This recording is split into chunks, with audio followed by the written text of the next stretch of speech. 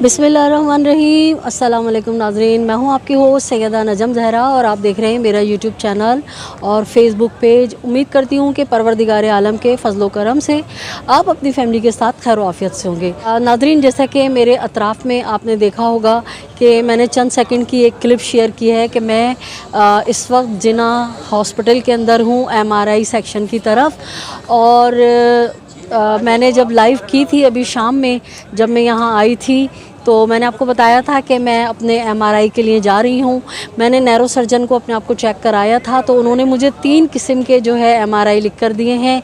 एक ब्रेन का दिया है, गर्दन का दिया और पीछे रीढ़ की हड्डी का दिया है। तो आज मेरा जो है पहला शायद ब्रेन का होना है, तो उसकी मुझे डेट मिल गई थी। और जैसा कि मैंने निकलने से पहले आपको अपडेट किया था, तकरीबन 4 साढ़े 4 बजे के करीब के मैं जा रही हूँ जिना अस्पताल।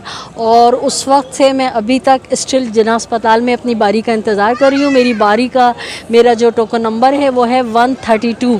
तो नाज़रीन, मैंने सोचा कि इधर उधर की वीडियोस देखने के या किसी से गॉसिप करने के मैं क्यों ना अपने प्यारे प्यारे व्यूवर्स को ज़हरा काज़मी केस के हवाले से अब तक जो कुछ हुआ है वो एक दफ़ा अपडेट दे दूँ।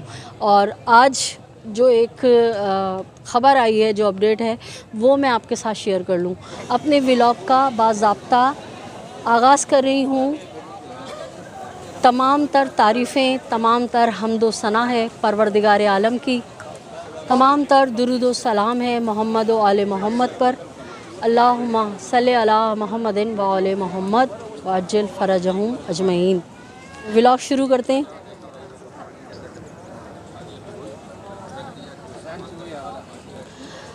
नाज़रीन, सबसे पहले बात करूँगी तनसीख़ निकाह की दरख्वास्त पे। तनसीख़ निकाह की जो दरख्वास्त थी, इसके अगेंस्ट में मुल्ज़िम ज़हीर ने 7/11 की दरख्वास्त में 3 अहम मौक़िफ़ इख्तियार किए थे, जिस पर अदालत ने अपना फ़ैसला महफूज कर लिया था। मुल्ज़िम की तरफ से पहला मौक़िफ़ जो इख्तियार किया गया कि अदलिया को चैलेंज करते हुए इसने कहा कि निकाह क्योंकि लाहौर में हुआ था तो तनसीख़ निकाह की दरख्वास्त भी लाहौर की अदालत में बनती है। दूसरा जो मौक़िफ़ था वो था तनसीख़ निकाह की दरख्वास्त कराची में नहीं बनती। अच्छा जी, दूसरा जो मौक़िफ़ इसने इख्तियार किया, इसने कहा कि तनसीख़ निकाह की जो दरख्वास्त है वो सबसे पहली लाहौर में है, इसलिए जो भी फ़ैसला होगा या जो भी केस चले वो लाहौर में चले। और इसने एतराज़ किया कि जब लाहौर में निकाह की दरख्वास्त दायर थी तो वो अब कराची में क्यों की गई। अच्छा, तीसरी बात जो इसने मुल्ज़िम ने की, मतलब इसके वकील ने, वो ये कि तनसीख़ निकाह की दरख्वास्त लड़की की जानिब से होती है तो ये दरख्वास्त इसके वालिद मेहदी काज़मी साहब की तरफ से क्यों जमा कराई गई। लिहाजा ये ना तो अदलिया कराची की बनती है और ना ही मेहदी काज़मी साहब का बनता है कि वो दरख्वास्त दें। तो अदालत से इस्तदा की इसने कि इस दरख्वास्त को ख़ारिज कर दिया जाए। अच्छा, इस दरख्वास्त पर जब समाअत हुई, इन तमाम बातों के बाद, मुल्ज़िम के मौक़िफ़ सुनने के बाद, मेहदी काज़मी के जो वकील हैं जिब्रान नासिर, उन्होंने जो अपने दलाइल दिए वो मैं आपको एक दफ़ा दोबारा बता देती हूँ। उन्होंने अपने दलाइल में कहा कि बच्ची क्योंकि कराची से है, बच्ची कराची में रहती है, इसका ताल्लुक़ कराची से बनता है, तो अदलिया भी कराची की होगी। दूसरा पॉइंट कि वालिद क्यों जमा करा रहे दरख्वास्त, उस पर जिब्रान नासिर ने कहा बच्ची क्योंकि कमसिन है, 18 साल से कम है, और जब बच्चे 18 साल से कम होते हैं, कमसिन होते हैं, माइनर होते हैं, तो उनके जो सरपरस्त होते हैं वो वालिदैन होते हैं, इसलिए तनसीख़ निकाह की जो दरख्वास्त है वो वालिद ही जमा कराएंगे। अच्छा, दूसरी जो समाअत थी वो थी बच्ची की मुस्तकिल हवालगी के हवाले से, जिसकी समाअत हुई और 6ठी मरतबा खातिर ख्वाह नताइज बरामद नहीं हुए। कस्टडी केस में मेहदी काज़मी से क्रॉस क्वेश्चनिंग होनी थी, यानी जरा होनी थी। और गुज़श्ता समाअत जो अभी तकरीबन 2-3 रोज़ पहले थी, गुज़श्ता समाअत जो फैमिली कोर्ट में थी, इसमें बामुश्किल एक सफ़े की जिरा हुई है, बामुश्किल एक सफ़ा पड़ा होगा। और मुल्ज़िम ज़हीर के जो वकील हैं उन्होंने अदालत से इस्तदा की कि मेरा बीपी हाई हो रहा है, इसलिए मैं मज़ीद क्रॉस क्वेश्चनिंग क्रॉस नहीं कर सकता। जिस पे मेहदी काज़मी साहब ने एहतिजाजन जज साहब से कहा कि ये छठी मर्तबा हो रहा है मेरे साथ, मैं हर तारीख़ पर आता हूँ, मुखालिफ पार्टी जानबूझकर केस को लटका रही है। जज साहब ने मुखालिफ वकील से केस मुलतवी कर देने के लिए दरख्वास्त तलब की और एक लंबी तारीख़ यानी कि 31 अक्टूबर दे दी। नाज़रीन, ताज़ा तरीन अपडेट ज़हरा काज़मी केस की ये हैं कि 4 सितंबर को जो ट्रायल चलना था, जिस पर मुल्ज़िम के वकील ने मौक़िफ़ इख्तियार किया था कि पहले हाई कोर्ट से केस ट्रांसफ़र होने की दरख्वास्त पर फ़ैसला आ जाए, फिर मज़ीद कार्रवाई की जाए। यानी मुल्ज़िम ने एक दरख्वास्त जो जमा कराई है हाई कोर्ट के अंदर कि हमें जज इलियास मेमन पे एतबार नहीं है, ये मुखालिफ पार्टी को फेवर देते हैं और ये ट्रायल केस का जो है केस नहीं बनता और हमारा जो ये केस है वो ट्रांसफ़र किया जाए। तो इस दरख्वास्त की हाई कोर्ट में गुज़िश्ता समात तक कोई डेट नहीं थी, लेकिन आज ये एक अच्छी बात हुई है कि आज इस दरख्वास्त को देखा गया है और समात के लिए मंजूर कर लिया गया है।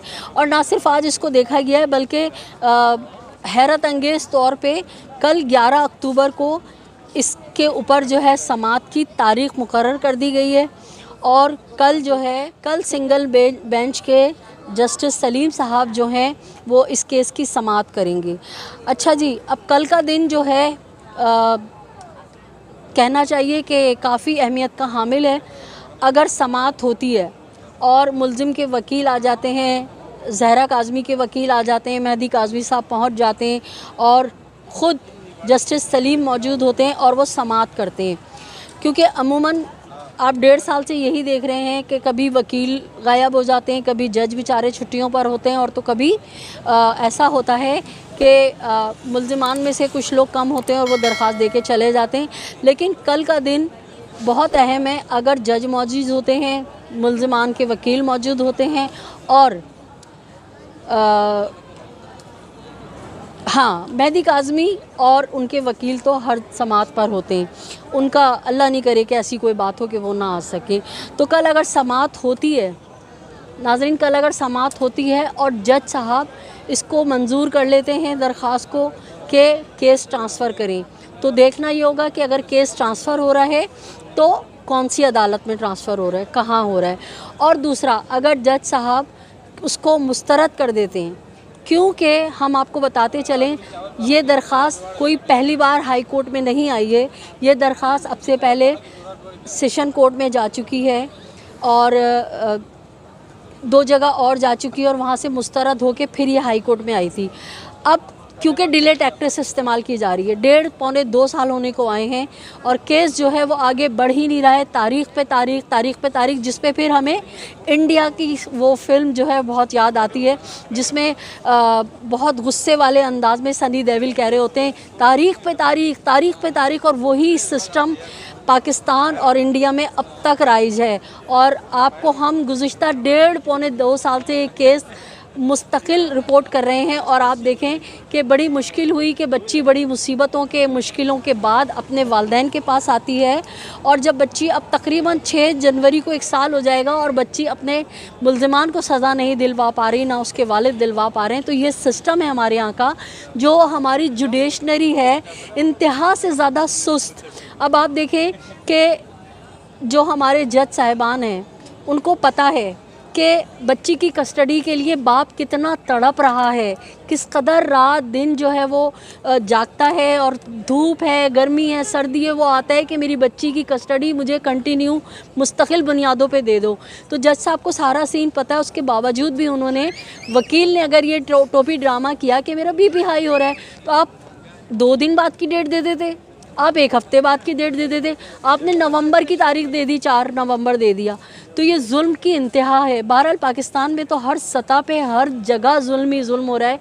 शायद ही कोई ऐसा अच्छा दिन आए कि हम आपके साथ कोई ऐसी खुशी की बात शेयर करें कि पाकिस्तान में जो है दूध की नहरें बह रही हैं, पाकिस्तान के जो अवाम हैं वो बड़े खुशहाल हो गए हैं, पाकिस्तान के लोग जो हैं वो तरक्की कर रहे हैं, तालीम फ्री मिल रही है, सेहत फ्री मिल रही है। अब आप ख़ुद देख लीजिए कि मैं यहाँ तकरीबन 5 सवा 5 से मौजूद हूँ और ये वक्त हो गया है। और मेरे लिए, मैं कोई मतलब ये नहीं कह रही कि आप अगर ये फैसिलिटीज़ आम आवाम को उनके घरों के पास मिले, सब कुछ हो, तो कोई क्यों। अब यहाँ पे मैं भी आपको दिखाऊंगी कि यहाँ सिर्फ कराची वाले लोग नहीं बैठे हुए, यहाँ खैबर पख्तूनख्वा के बेशुमार लोग बैठे हुए जो इतना तवील सफ़र करके वो यहाँ आते हैं इलाज कराने, जिना में और सिविल में।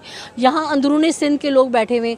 तो हमारी जो नाकारा हुकूमतें हैं और उनको लाने वाले, जो समझ जाएं आप मैं क्या कह रही हूँ, जो नज़र ही नहीं आते मगर लेकर आते हैं अपने कमाऊ पूतों को कि बेटा तुम भी कमाओ और हमें कमा के हमारा हिस्सा दो, और फिर मज़े से रिटायरमेंट लो, जजीरे ख़रीदो और बाहर जाके मज़े की ज़िंदगी गुजारो।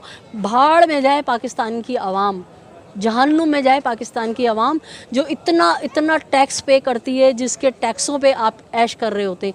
बहरहाल नाज़रीन, देखते हैं कि कल क्या होता है। अंदाज़ा है कि अगर फ़र्ज़ करें मतलब 99 तो आप कह सकते हैं कि दरख्वास्त मुस्तरद होनी चाहिए, क्योंकि 2 पहले अदालतों से जो है मुस्तरद हो चुकी है। उसके बाद जब हाई कोर्ट ने ख़ुद कह दिया था कि आप ट्रायल जारी रखें, आपके ट्रायल पर हाई कोर्ट असरअंदाज नहीं होगा, तो फिर कैसे हाई कोर्ट ने जो है आज कह दिया कि समाअत होगी और तारीख़ मुकर्रर कर रही। बहरहाल आप भी यहीं हैं, हम भी यहीं हैं, देखते रहिए और जो भी कल की अपडेट होगी इंशाल्लाह ताला आपके साथ शेयर करेंगे। अपना अपने अतराफ़ में बसने वालों को बहुत ख्याल रखें, खुशियाँ बाँटें, खुशियाँ समेटें, जालिम से नफ़रत कीजिए, मज़लूम का साथ दीजिए। और अगर आपने अब तक मेरे चैनल को सब्सक्राइब नहीं किया है तो मेरे चैनल को सब्सक्राइब कीजिए, लाइक कीजिए, कमेंट कीजिए और शेयर कीजिए। अल्लाह निगहबान, पाकिस्तान ज़िंदाबाद।